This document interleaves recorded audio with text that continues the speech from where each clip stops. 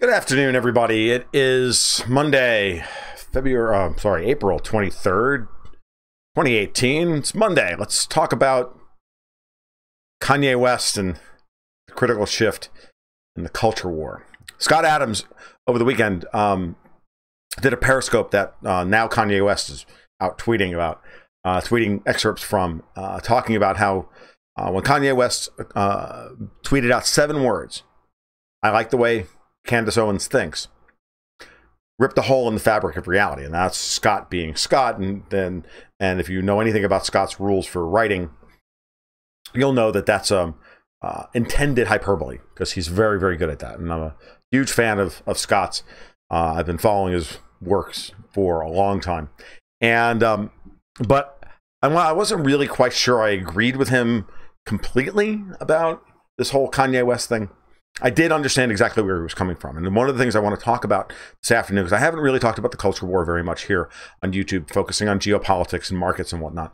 But it's important. We have talked about this stuff on my Periscopes, which are not really, a permanent thing. I don't archive them by putting them on my blog or anything, but these YouTubes are meant to be more of a permanent addition to the canon.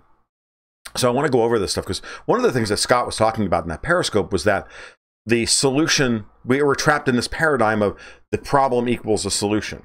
And I'm saying for years that if you want to solve political problems, you're not going to use politics to solve political problems, because politics got us into this mess. So it's certainly not going to get us out. And this is a hallmark of libertarian style thinking, because in order to be a libertarian in what is effectively one of the most statist eras of our existence, certainly with the panopticon of media and the way thoughts are shaped and everything via various forms of social control via the media. It's in order to become someone who's willing to take a critical look at everything that they see, that takes a lot of work. You have to really be on, hate to say it, on the lunatic fringe, and be willing to question literally everything you see. And that's for those of us who are deeply down the hole of libertarian thought, got our training in terms of being able to watch this culture war play itself out, even when we're wrong. We're rarely, we're wrong here and there.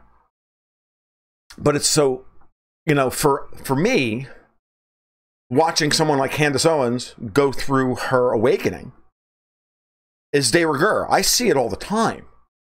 I'm like, yeah, and to me, it's not a big deal, but it's awesome to see. Don't get me wrong. It's a big deal, but it's like, really?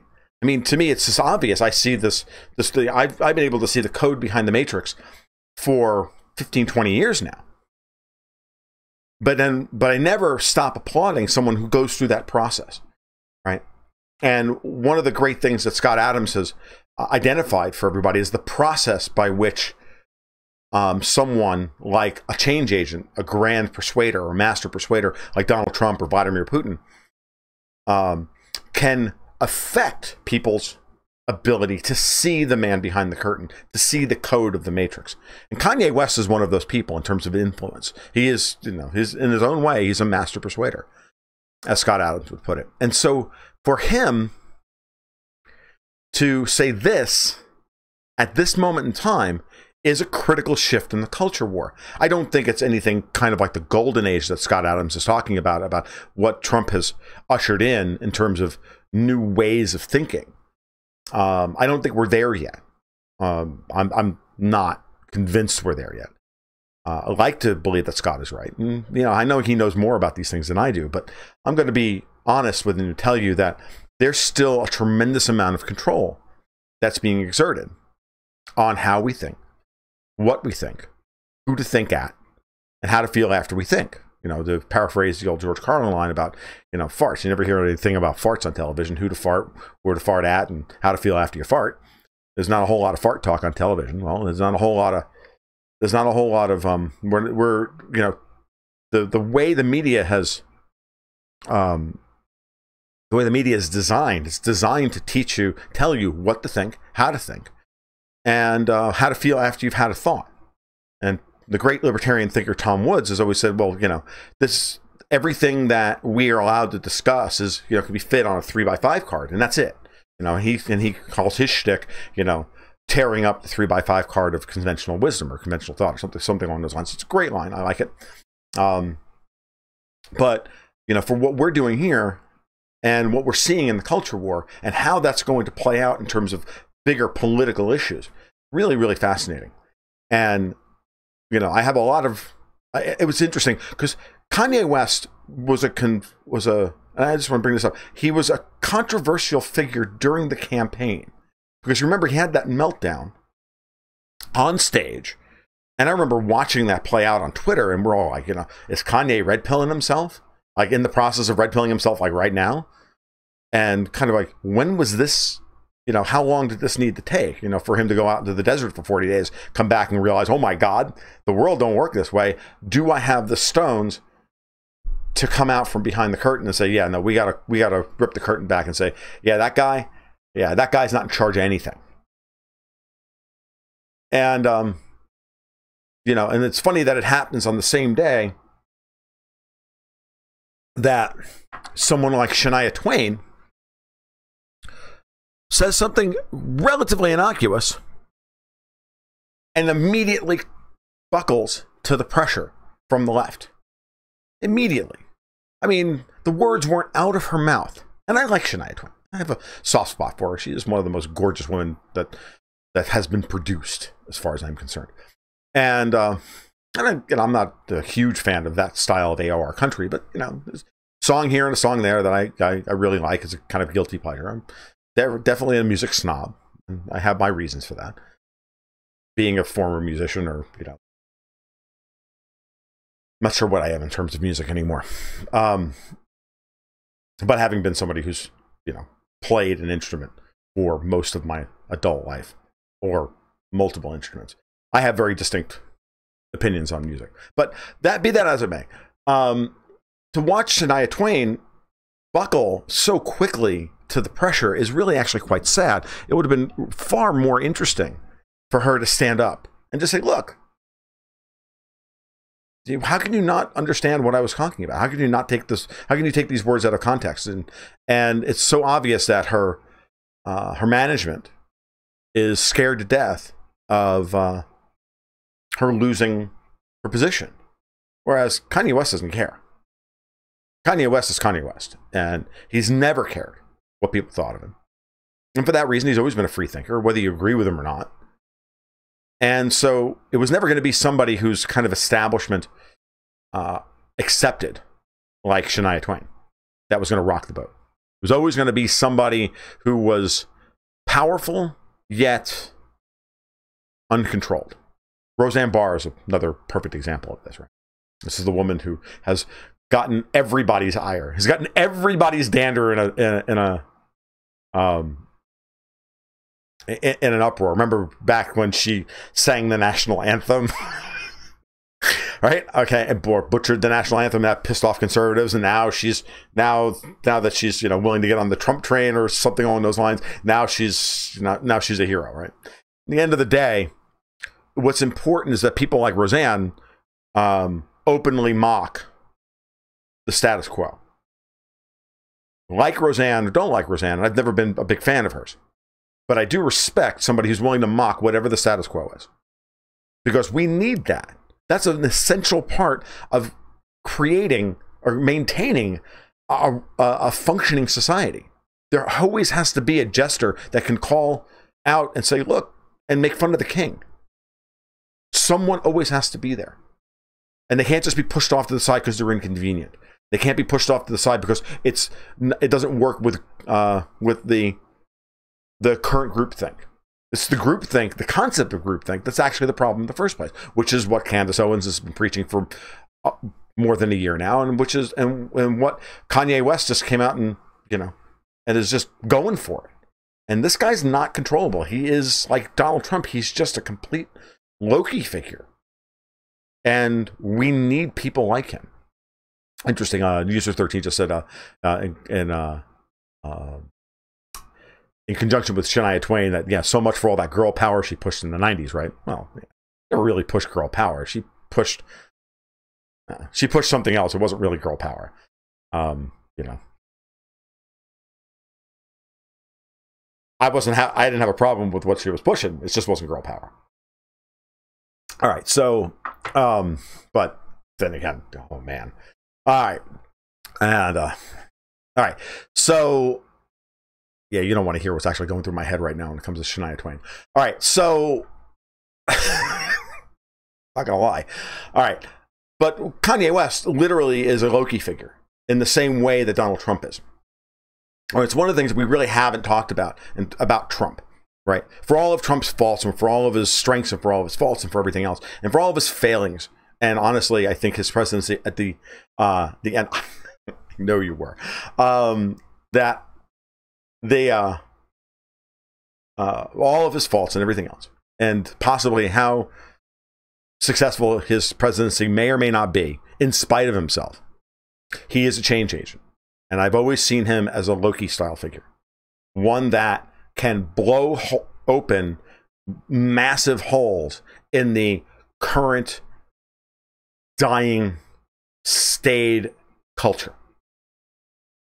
That has always been Trump's main job.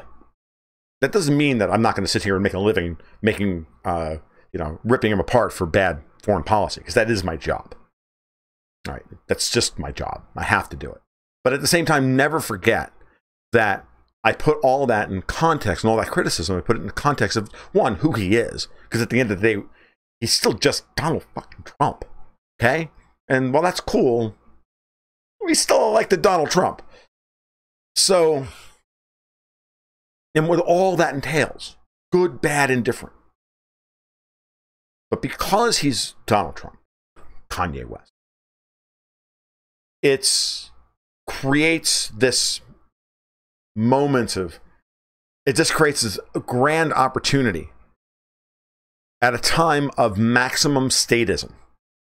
And now I'm going to like pull my anarcho-capitalist like street cred and drop it on the table. And you use that word statism. It's at that point, and I mean statism in all of its ugly connotations, right? All of its ugly connotations. It's not just worship of government.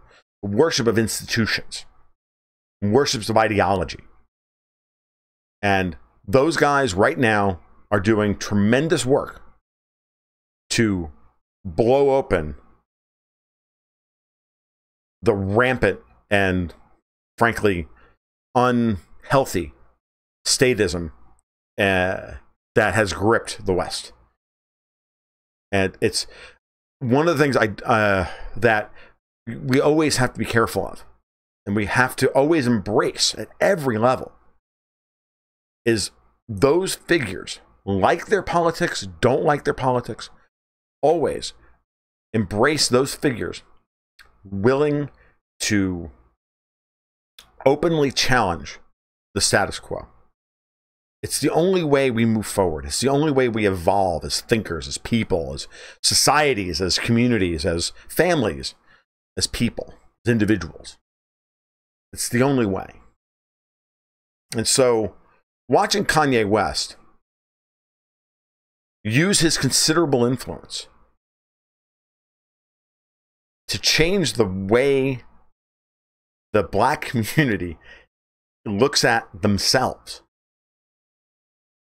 I mean, the man just took 50 years, 60 years worth of Black community leadership and threw them in the toilet. Flushed it, cleaned it out with hydrochloric acid, and flushed it again. Al Sharpton is done.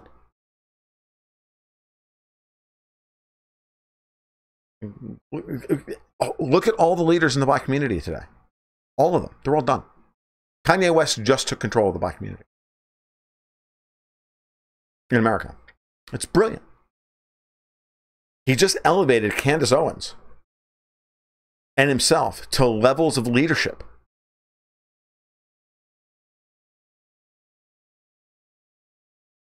that were unheard of for people of their stature and their position.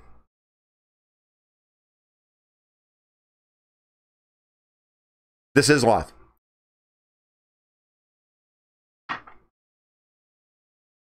I do this stuff live. I don't actually... I fundamentally believe in doing this live. I watch other people, you know, cut stuff together. And I mean, don't get me wrong. I absolutely adore Paul Joseph Watson. The man's brilliant at what he does. I just feel that at this point, it's far more interesting if I can do this stuff on the fly and do it live. I literally did not prep anything for this. I just do this literally off the top of my head. So, yeah, watch Kanye take control now of the black community, whether he wants to or not. He's now put himself in that position. He can't back out now. If he cucks out now, he's got troubles. He really does have to take full leadership here. He's endorsed Candace Owens. That's brilliant. She's a fantastic speaker, a fantastic voice, and a fantastic face. Thank you, Martin. I appreciate your support. Martin Han is saying that he just discovered the channel today and he's very impressed. I fully applaud your support. So but it's not just Kanye West, because guess what else is going to happen next? Oh, Ann Coulter's gotten, Ann Coulter's gotten on the thing. I just tweeted out a little while ago. I said I'm just waiting for when Putin's going to be blamed for Kanye West's outburst. I mean, you know that's coming. This is how loony around the bend these people have gone. This is how insane the whole thing. Right. DTF is saying someone needs to grab the reins, even if it is Kanye. Yeah, I mean, even if it is. But he's put himself in that position now, and he knew exactly what he was doing when he tweeted that out. He knew what he was doing. He didn't just throw that out there. Let's not kid ourselves. Kanye West is many, many, many things. Among them, a rampant narcissist. But he's also a master at media. He knows exactly what he's doing in the same way that Trump knows exactly what he's doing. When it comes to media, those guys are preternatural in their ability to understand how to create media for themselves. I wish I had their skills. I'm not going to lie. The best I can do is, stand here on YouTube and do my thing. So whatever. So understand that who's going to be that person for the Hispanic community? Who's the next one to break ranks? Don't kid yourself. This is a critical shift. Now who's next? At what point does the whole white privilege narrative fall apart? At what point does the whole identity politics thing fall apart? We've known this. Everybody's been following me since I started on Periscope a year and a half ago. Knows that I felt that this was coming. Okay? I've said this in multiple places. I wrote an article in October of 2016, which was a rehash of an article that I wrote for my newsletter for Newsmax back in May of 2016, saying that the reason that Hillary Clinton will lose is because she has an authenticity gap over Donald Trump, of all frickin' people.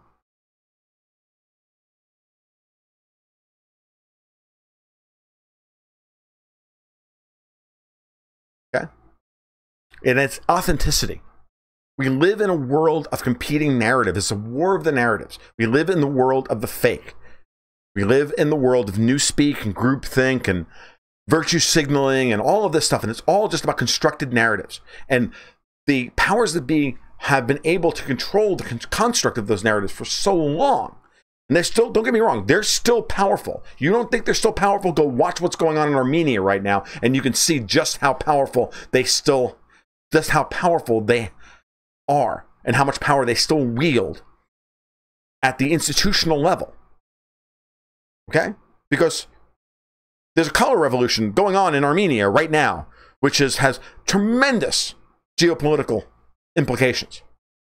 And I just wrote a short article over on my blog over at goldcoatsandguns.com, which you can read, which I still don't even have a handle on all of it. But just understand that Armenia is incredibly important, and it's being fomented now because they have control of the institutions of education in Armenia in the same way that they're trying to activate them in Hungary and failing, because Hungarians aren't nearly as angry about things. And do you understand that these narratives are breaking down at a rate that's almost faster than they can be constructed? So Martin Hand says, he's agreeing with me, saying, I don't know what it's like for you guys in the USA. It's terrible. But in the UK, the BBC is hated by both folks on the left and the right. Sky News is even worse than the BBC, which is saying something. Well, it is. The BBC is awful. I actually feel bad for you, Martin, living in the UK, because as far as I'm concerned, yours is a tabloid culture, and it's worse than ours. It really is. British media is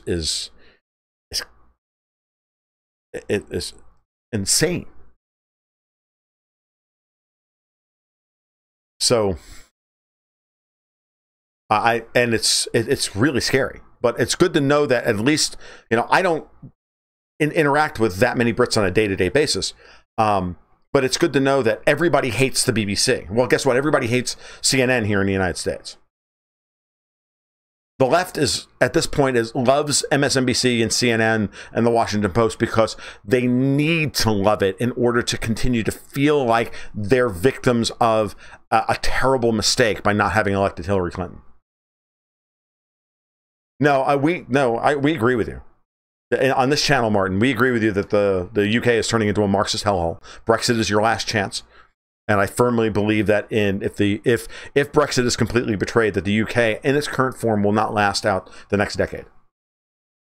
And I don't mean a second Scottish referendum either. I mean something much, much worse than that. A complete refutation of the pound.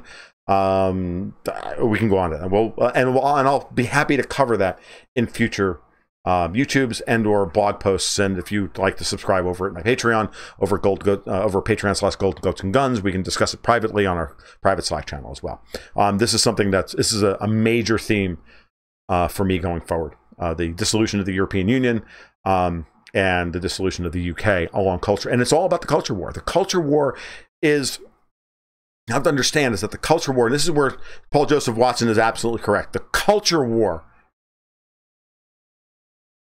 is where we make our stand, right? He said it today in his video about Kanye West. He said, reminding us that Andrew Breitbart said that politics is downstream of culture, that if you take control of the culture first, you then affect the politics. Well, Kanye West is now trying to shift the culture away from identity politics.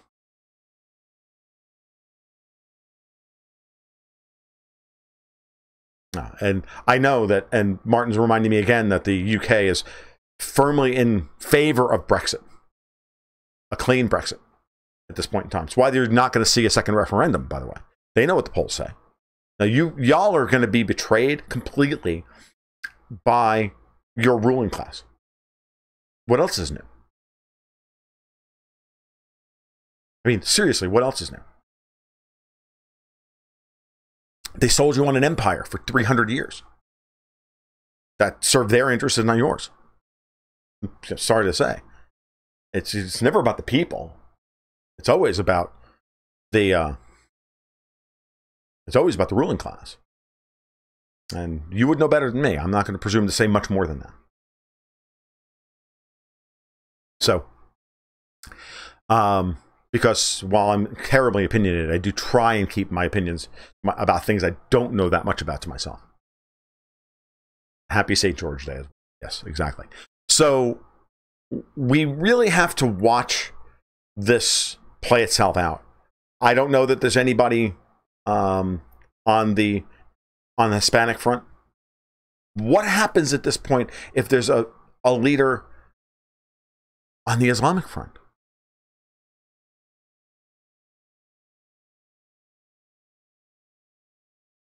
What happens? What happens if we get a break from one of the prominent Jewish members of the Hollywood elite? I mean, it's one thing to see Kanye West. It's another, which is great. It's another thing to see people like Clint Eastwood. It's another who's untouchable. But what happens if it's somebody prominent from that?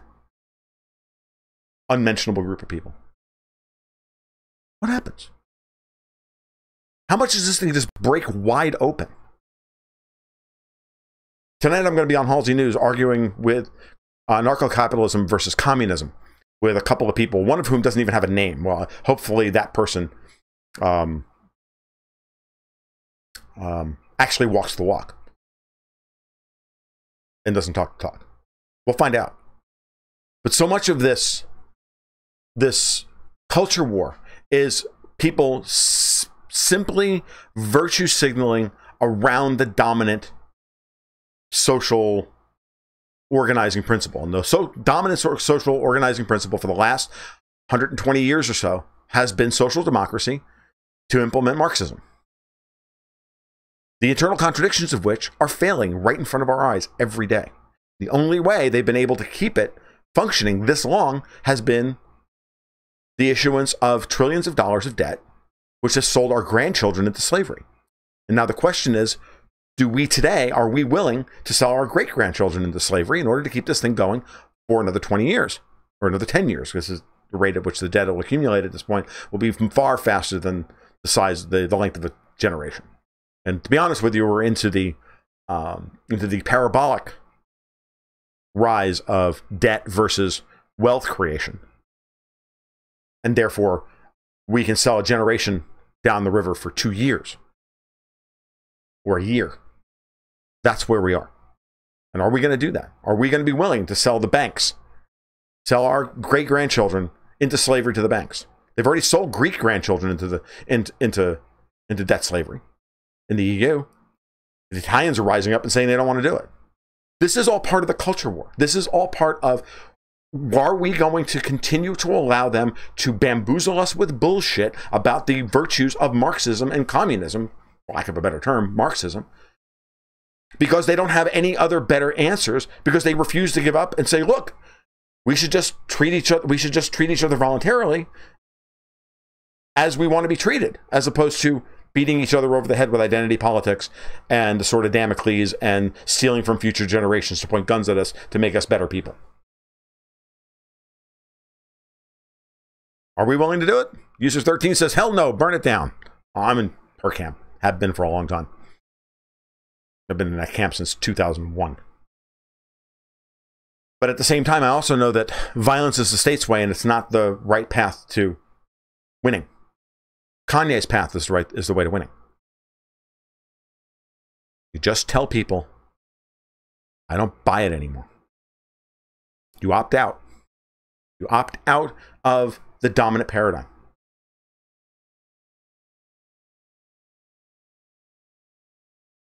Martin brings up the point about decentralized technologies to be implemented immediately. We are living through the great shift. The critical shift in the culture war is mirroring the critical shift in the technology war or the institutional war. The institutions are going to have to be reformed from the ground up through decentralized means, otherwise known as cryptocurrencies and the blockchain, which I'm a huge fan of. Everybody should know that. And these decentralized systems are going to be the key to us surviving this critical shift. Understand that the people who are in charge are not going to give up power quickly or easily. The critical shift in the culture war may be happening, which will create the critical shift in the political war. And those things are going to happen. But the people who currently own power and have access to the guns and make their money by collecting rent against our labor and everything else, I got news for you. They're not going to give that up like easily. Steve Bannon was right last year. He said, did you think you were going to get your country back that easily? Did you think it was going to be easy for them to give it back up to you? No, they've spent the last 70 years stealing it from you. And the same thing is happening in the EU. This is why Britons are going to have to storm Parliament at some point. I don't recommend that. But I'm just saying that they're not going to give you any other option in the UK, just like they're not going to give you any other option here in the United States. I mean, seriously, dudes, they're putting up Mitt Romney to replace Orrin Hatch. I mean, how transparent do they fucking have to be? So at every level, decentralization is the key to the future. At every level, being willing to entertain a thought that you disagree with is the path to enlightenment. And Kanye West just told us how to go, just told a whole bunch of people, not us. People watching me right now, the 16 people watching me right now, they get it. I get it. The 250 people or so who are going to watch this YouTube Live, most of them are going to get it as well. It's the millions of people that follow Kanye West who are going, what?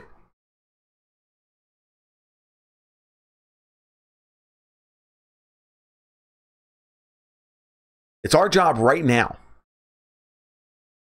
to embrace what Kanye is doing, to encourage the next one to come up out of the ranks of whatever identity group. So identity group is being trumpeted as the victim of the day.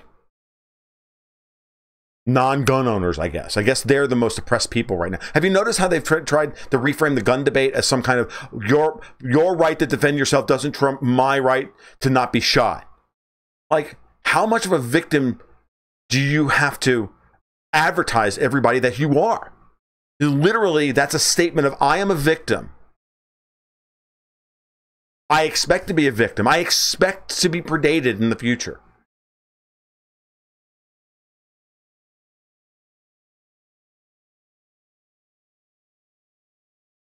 It's not positive thinking. It's not proactive.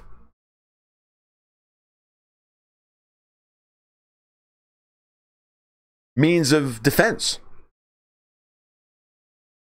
It has nothing to do with living a balanced and rational life. Yeah, the Green Penguin brings up that it's interesting to listen to the minor media people choke on Kanye's red pill. It really is actually quite funny, because when you really stop to think about it, they're the ones with the most to lose. The major media personalities aren't going to lose anything over Kanye West going off the reservation. It's the ones that have been kind of rising through the ranks in order to make them, they're the carpetbaggers in all of this. We're talking about the St. Gugers, okay? And those guys. We're talking about the Young Turks, which are beyond there, which are past their born on date anyway. But anybody else on the left that have been, and I don't follow these people, so I don't give a shit. But those people are all going to lose their minds. They're all going to lose their audiences.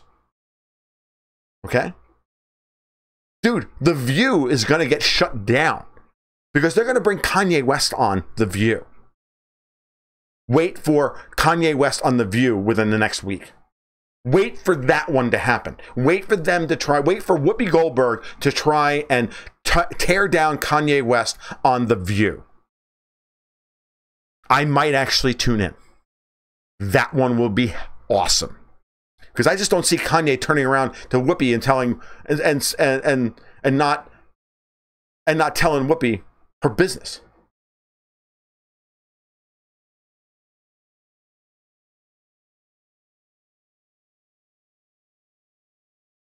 But they frame the, so going back to my point, but they frame the gun debate now in terms of victimology. And they've trotted out children to weaponize them to stifle debate.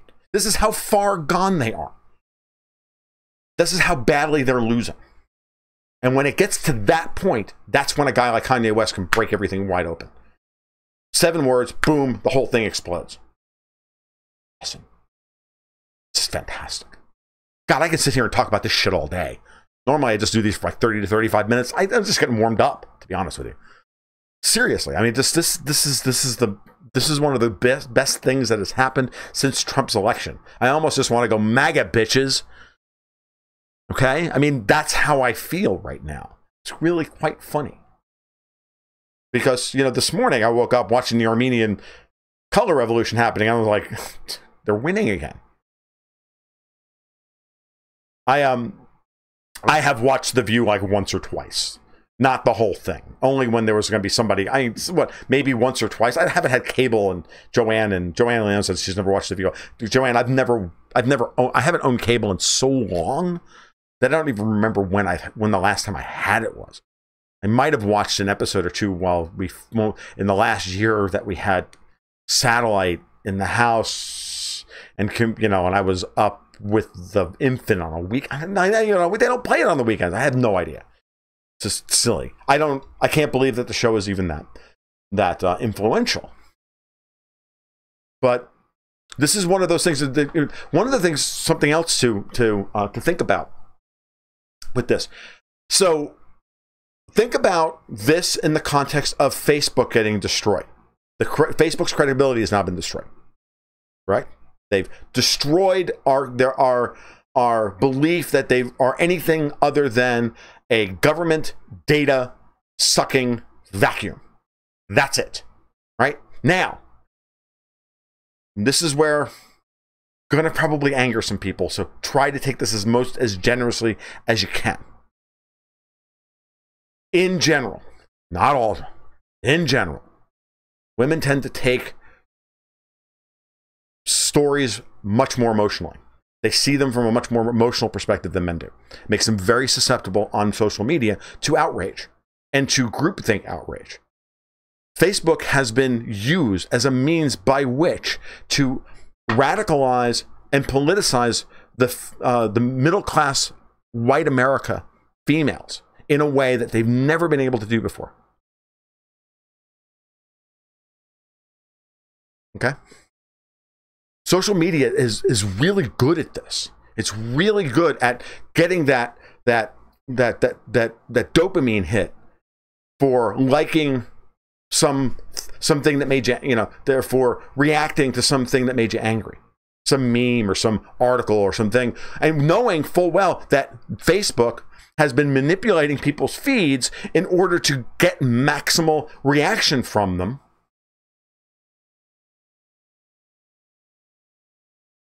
Should tell you everything you need to know. And now we have Kanye. Now what? What happens tomorrow? What happens tomorrow on the Facebook feeds? Tomorrow. What memes show up tomorrow? I am, for the most part, post-Facebook. I literally log into my Facebook feed once a week just to make sure I haven't missed an invitation from somebody or an interview request or something along those lines. I am not saying that white females love Kool-Aid. That is not what I'm saying.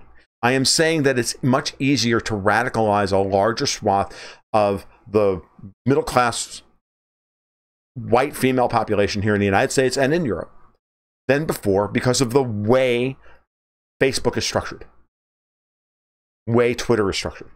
It's easy. That's all I'm saying. It makes sense. I'm not saying that men are immune to this. That is not what I'm saying. I'm just saying that men are already easily radicalized when it comes to political issues. Whereas, generally speaking, women don't care about politics nearly as much as men do. They're too busy raising families to give a shit about politics. And good on them for it. It's actually not a good thing that women have become radicalized in terms of politics. It's taking them away from their families.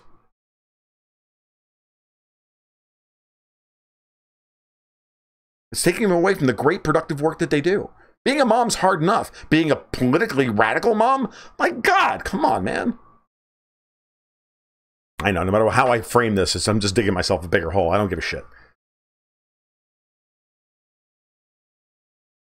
I do believe you are, as the English would put it, having having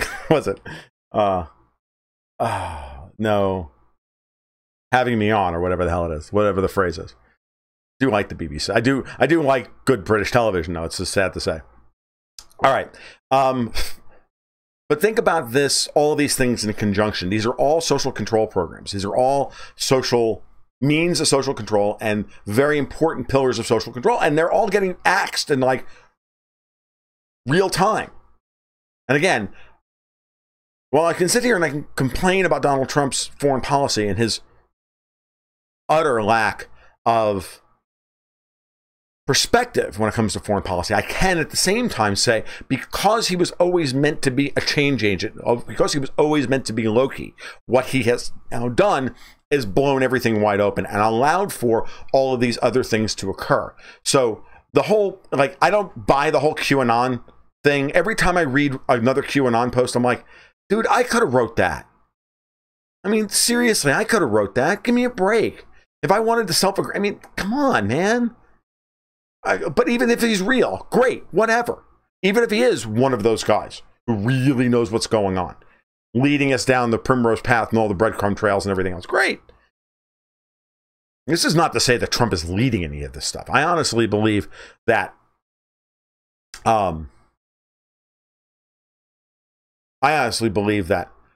Trump's very presence encourages people to do what Kanye just did.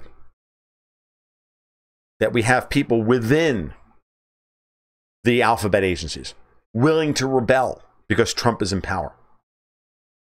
That they wouldn't have done had Hillary been in power. Because those guys would all be dead by now. Okay? They'd have been rooted out and removed. Now, there's so many people that have been emboldened by this state of affairs that Trump is the beneficiary of these leaks, of these things, that it doesn't matter anymore whether or not he's leading it or not. Okay, it doesn't matter if he's playing 4D chess. It's happening anyway. Because there's enough people emboldened by this that they're forcing the swamp to out itself. They're forcing Jeff Sessions to not be Mr. Potato Head. They're forcing the situation. Trump doesn't have to do anything except just be Trump. And if he continues to just be Trump, good things will happen.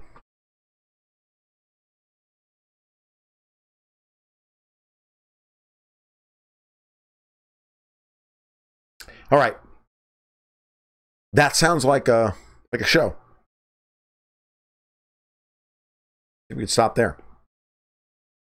So yeah, 9 o'clock, Halsey Live. Links down below in the thing. If you liked what you heard today, please give a like, give a subscribe. That'd be awesome. And if you are subscribed and you want to continue to be subscribed and you want to get notifications of when I'm going to go live next, please click the little notification button. It has to be on to the always setting. Otherwise, you won't get any notification from me. Also, if you join my Patreon over at Patreon/Gold Goats and Guns for at least $4 a month, you'll get access to the private Slack channel where, of course, I'm available almost all day long. We chat, we share ideas, and I also let everybody know when I'm going to go live. All right, you guys take care. Have a great afternoon. I'm going to go get prepped for arguing with some communists and speaking to a microphone even more. Keep your stick on the ice.